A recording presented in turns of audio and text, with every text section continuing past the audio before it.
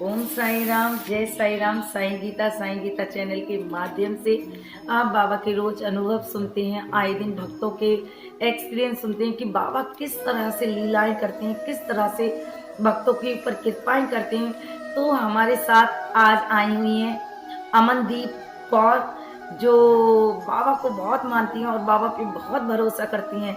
और बाबा ने इनके साथ इतनी रहमतें करी हैं, इतनी अनुभूति की हैं कि अगर गिनाई जाए तो पता नहीं कितना मतलब हमारा पूरा लाइफ निकल जाएगी, लेकिन उनके एक्सपीरियंस कम नहीं होंगे।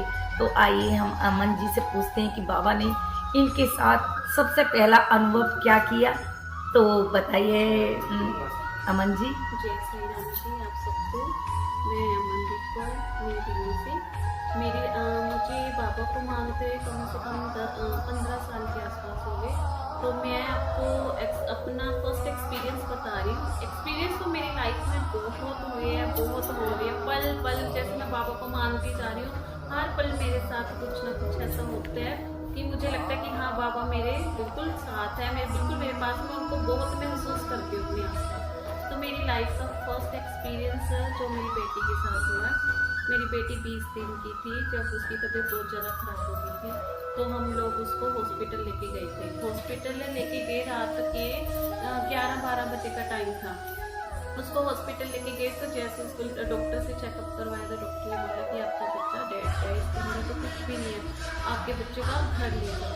तो हम लोगों को तसल्ली नहीं हुई थी कि हमारे बच्चे को तो कोई प्रॉब्लम नहीं थी, कुछ नहीं था। तो हम ऐसे डॉक्टर ने बोले तो कैसे घर ले जाए। तो हम हमारे तिलक नगर में शिशु सदन हॉस्पिटल है और उत्तम नगर की दूसरी ब्रांच है। तो हमें किसी ने बोला कि आप बच्चे को वहाँ ले जाओ। तो हम लोग बच्चे को वहाँ ले जा रहे थे। तो मेरे हस्बैंड का मन नहीं था, क्योंकि उनको ये था कि डॉक्टर ने जो बोल दिया वो सच है। तो वो मुझे कहने लगी कि नहीं हम बच्चे को घर लेके चलते हैं। तो लेकिन मेरा मन नहीं मान रहा था। तो वहाँ पे रास्ते में हमें एक सरदार जी मिले। तो उन्होंने बोला कि आप इतनी सुनसान रास्ते में क्यों ऐसे खड़े। तो हमने अपना सारी प्रॉब्लम उनको बताई। तो उन्होंने बोला आपको तिलक नगर शिशु सदन हॉस्पिटल बच्चे को लेके जाओ, आपको वहाँ पे जरूर कोई ना कोई अच्छा रिस्पॉन्स मिलेगा। तो हम लोग जैसे शिशु सदन हॉस्पिटल गए तो वहाँ जाते ही हमें पता चला कि डॉक्टर को पीएम की ड्यूटी कहीं और लगी, जो सीनियर डॉक्टर है वो लेट आएंगे। तो इतने में उनके जो दूसरी टीम थी उन्होंने बच्चे का चेकअप किया, उन बच्चे के टेस्ट वगैरह हुए। तो उन्होंने बोला कि मैडम अगर आपको डॉक्टर सीनियर से मिलना है तो आपको वेटिंग में बैठना होगा। तो हम वेटिंग रूम में बैठ गए, काफ़ी वेट करा डॉक्टर का। जैसे डॉक्टर बड़े सीनियर डॉक्टर आए तो उन्होंने चेकअप करा तो बोला कि आपके बच्चे में तो कुछ नहीं है, आपके बच्चे में भी आप घर ले जाओ, इसमें तो कुछ नहीं है, बच्चे में तो भी आपका बच्चा बिल्कुल डेड हो चुका है। तो मैं वहीं पे रोने लगी कि नहीं मेरा बच्चा तो बिल्कुल ठीक है, मैं नहीं ले जा सकती, मुझे तसल्ली नहीं हो रही थी डॉक्टर के ऊपर भी। तो उस टाइम मैं इतने रो रही थी। रोते रोते मैंने मेरी क्लाइंट है वो बाबा को बहुत मानती, बहुत बचपन से वो बाबा की काफ़ी भक्त है, तो काफ़ी दीवानी है बाबा की। तो मैंने उसी को कॉल लगाया कि प्रियंका मेरे साथ ऐसे ऐसी बात हुई है, डॉक्टर ऐसे बोल रहे हैं। तो उसने मुझे बोला दीदी अगर आप उसी लगाने में विश्वास करते ना तो मैं किसी न किसी का हाथ आपको उदी पहुँचा देते जहाँ पर हॉस्पिटल में। तो उन्होंने अपने हस्बैंड के हाथ उदी भिजवाई। तो उन्होंने बोला कि जब आप बच्चे की उदी लगाओगे ना तो आप सच्चे मन से ना 10 या 11 रुपये लेकर इसके ऊपर से बांध के रख देना। जब भी आप शिरडी जाओगे तो वो आप वहीं पे लेके जाना। तो जैसे उसने उदी अब पहुँचाई, आधे पौने घंटे तक उदी हमारे पास आई। मैंने अपनी बेटी के माथे पे लगाई, इसकी जीभ पे लगाई और इसके पेट पे लगाई। तो 10-15 मिनट बाद ही मेरे बच्चे को होश आए और उसकी रोने की आवाज़ आई। तो इतने में हम डॉक्टर के पास लेके गए इसको कि आप तो ऐसे बोल रहे थे तो बच्चा तो हमारा ठीक है। फिर इसके चेकअप हुए तो डॉक्टर ने हमें फिर डरा दिया कि नहीं आपके बच्चे का ना वो ब्रेन का वो टेस्ट होगा, इसका हार्ट का टेस्ट होगा, इसका ब्लड टेस्ट होगा। तो हमने बोला नहीं हमें कोई टेस्ट नहीं कराना। तो उन्होंने बोला ठीक है आप फॉर्म भर के जाओ कि आप बच्चा अपनी जिम्मेवारी पे लेके जा रहे हैं। मैंने बोला ठीक है। हमने बच्चा फिर इसमें मेरे हस्बैंड ने फॉर्म भर दिया कि हम बच्चे को अपनी जिम्मेवारी पे लेके जाए, कुछ भी होगा हम जिम्मेवार होंगे। तो उस टाइम मैं अपने बच्चे को घर लेके टचवुड आज मेरा बच्चा मेरे साथ है और मैं शिरडी आई हूँ बाबा के दर्शन करने। और उसको फर्स्ट टाइम आज वो 8 साल की होगी, मैं आपको दिखाती हूँ 8 साल की होगी, मैं उसको बाबा के दर्शन करवाने आई है। ये देखिए ये 20 दिन की थी जब ये बीमार थी और डॉक्टरों ने बिल्कुल कहती है ना कि कि बिल्कुल मना कर दिया कि डैड है, लेकिन कहती है ना जब उसकी रहमत होती है और जब उसकी रजा होती है, जब कहते हैं ना हम हार जाते हैं लेकिन उसकी कृपा शुरू होती है। तो आज ये देखिए अमन जी अपनी बच्ची को लेकर दर्शन कराने के लिए आई हैं और ये देखिए बाबा के 11 वचन भी सुनाती है। तो ये आपको 11 वचन भी सुनाएगी।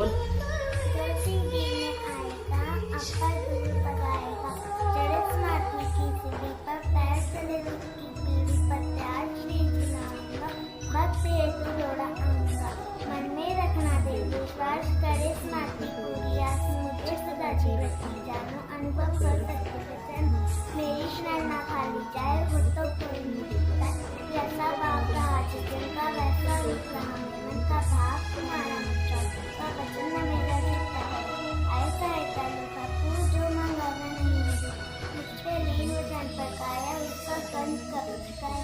धन्य धन्य वह भक्त अन्य मेरी शरण जितने अन्य सतगुरु साईनाथ महाराज की जय। तो देखिए इस बच्ची के भाव देखिए, बाबा ने अपने भाव इसके अंदर डाल दिए हैं, इसको मतलब अपनी शरण में ले लिया है।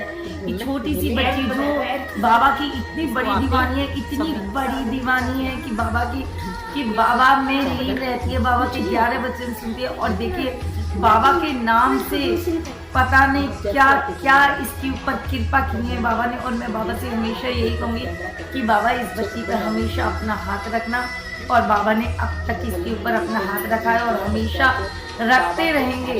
और ये देखिए मतलब 20 दिन की थी जब बाबा की अर्जी लगी थी, और लेकिन बाबा ने इसको अब बुलाया है, चाहे कितनी भी बड़ी हुई लेकिन बाबा ने इनको दर्शन करने के लिए बुलाया, अमन जी को और इनकी बिटिया को। और मैं इनका धन्यवाद करती हूँ कि बाबा के दरबार में ये आई हैं और हम लोग शिरडी में ही बैठे हुए हैं और शिरडी में ही एक्सपीरियंस शेयर कर रहे हैं कि बाबा किस तरह से अपने भक्तों के साथ क्या क्या नहीं करते।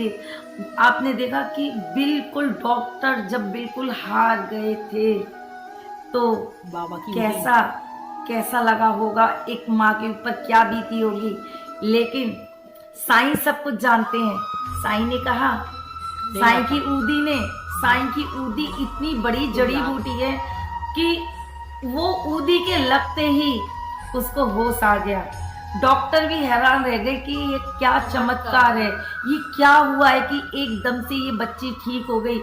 उन्होंने खुद इनसे कहा था, क्या बोला था, कुछ डॉक्टर ने बोला था, डॉक्टर ने यही बोला था कि आप बच्चे को अगर लेके जा रहे हो तो आप अपनी जिम्मेवारी पे लेके जा रहे हो। अगर कल कोई बात होती है तो आप हमारे ऊपर कोई केस नहीं करोगे। अगर कल आपके बच्चे पे कोई चांस हो जाता है, कुछ हो जाता है, तो आप अपनी जिम्मेवारी पे लेके जा रहे हैं। तो मेरे हस्बैंड ने खुद फॉर्म भरे थे, ठीक है मैं अपनी जिम्मेवारी पे अपना बच्चा लेके जा रहा हूँ, अगर चाहे इसको रास्ते में कुछ हो जाए, कुछ भी हो, तो हम अपनी जिम्मेवारी पे लेके जा रहे हैं। लेकिन आज देख लो आपके सामने साईं ने उसको कुछ नहीं होने दिया, उसको बचा लिया।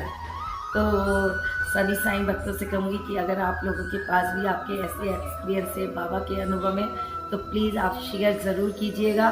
तो ओम साई राम, जय साई राम। और अगली बार फिर से मैं इनका एक और एक्सपीरियंस लेके आप लोगों के सामने उपस्थित होंगे। तो चलते हैं, ओम साई राम, जय साई राम। करना चाहती हूँ जिनके जरिए मैं चैनल पे आई, मैं बाबा के साथ में जुड़ी हूँ और मेरी लाइफ में जो एक्सपीरियंस हुए इन्हीं के कारण मैंने अपना एक्सपीरियंस आपके सामने शेयर करा।